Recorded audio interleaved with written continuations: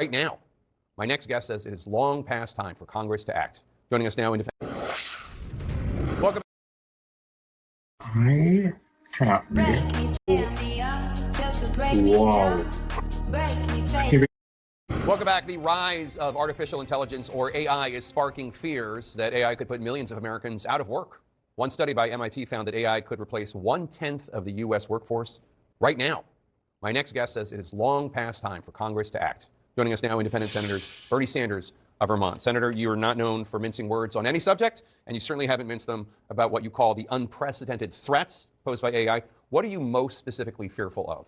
Fearful of logic. This is the most consequential technology in the history of humanity. It will transform our country. It will transform the world. And we have not had in Congress, in the media, and I'm glad you're doing this show, or among the American people, the kind of discussion that we need. Some examples. First of all, who is pushing this revolution in technology? It is the richest people in the world. Elon Musk, Zuckerberg, Bezos, Peter Thiel. Multi-billionaires are pouring hundreds of billions of dollars into implementing and developing this technology. What is their motive? Do you think they're staying up nights worrying about working people and how this technology will impact those people? They are not. They are doing it to get richer and even more powerful. That's issue number one. Who is pushing this technology? What does that mean for all of us? Number two, economically. This is what Elon Musk, putting hundreds of billions of dollars into the technology, says, quote, AI and robots will replace all jobs. Working will be optional, end quote. Bill Gates, hundreds of billions of dollars into this technology, quote, humans won't be needed for most things. Well, I got a simple question. If there are no jobs and humans won't be needed for most things, how do people get an income to feed their families, to get health care, or to pay the rent?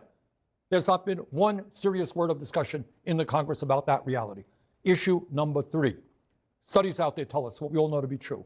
Young people now are spending an enormous amount of time with AI.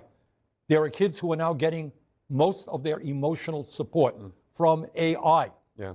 If this trend continues, what does it mean over the years when people are not getting their support, their interaction from other human beings, but from a machine? What does that mean to humanity?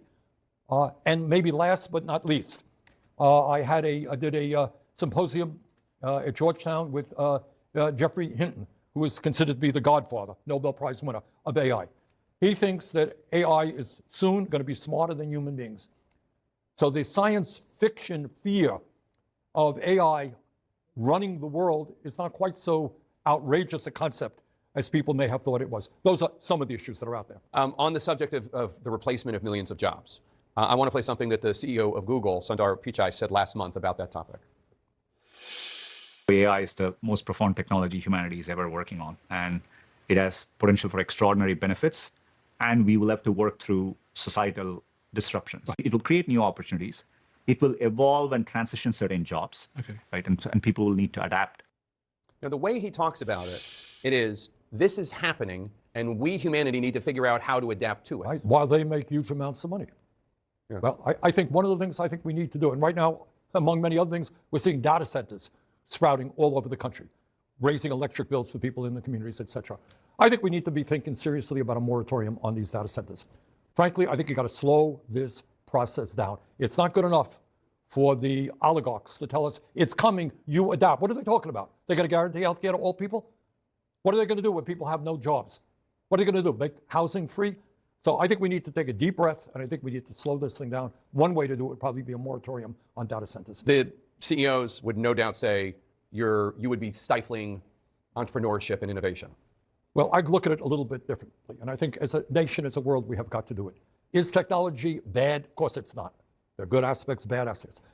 The function of technology must be to improve life for human beings, not make Musk and Zuckerberg and Bezos even richer than they are.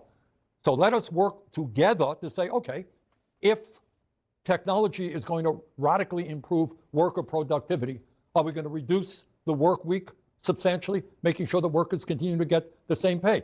Right. If workers are thrown out on the street, how are they going to have health care?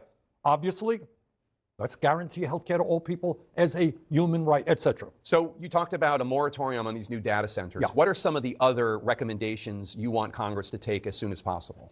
I think we need to vigorously study the impact that AI is having on the mental health of our country. Kids now, among other things, kids can't read books anymore. It's too hard. Their attention span is too weak. So what we need to do is, I worry very much about kids spending their entire days getting emotional support. So we have got to take a hard look at that. And if we conclude that these technologies are creating more isolation, more loneliness, more mental illness, you know what? We got to figure out a way to stop it. So the president just blocked states from taking on any sort of AI regulation. Right. Meanwhile, Congress hasn't done anything. I mean, you are trying, Senator Hawley and Senator Britt on the other side of the aisle are trying, but there doesn't seem to be much of an appetite. Is that because, do you think, these AI technologies, the companies are so wealthy and affecting the willingness of legislators to do their job? That's a very important part of it. Look, Elon Musk himself contributed over $270 million to elect Donald Trump the president. These guys have now come up with their super PACs to try to make sure that there is no regulation. So yeah, they are a very, very powerful entity, and I think that is one of the reasons why Congress has not been responding effectively.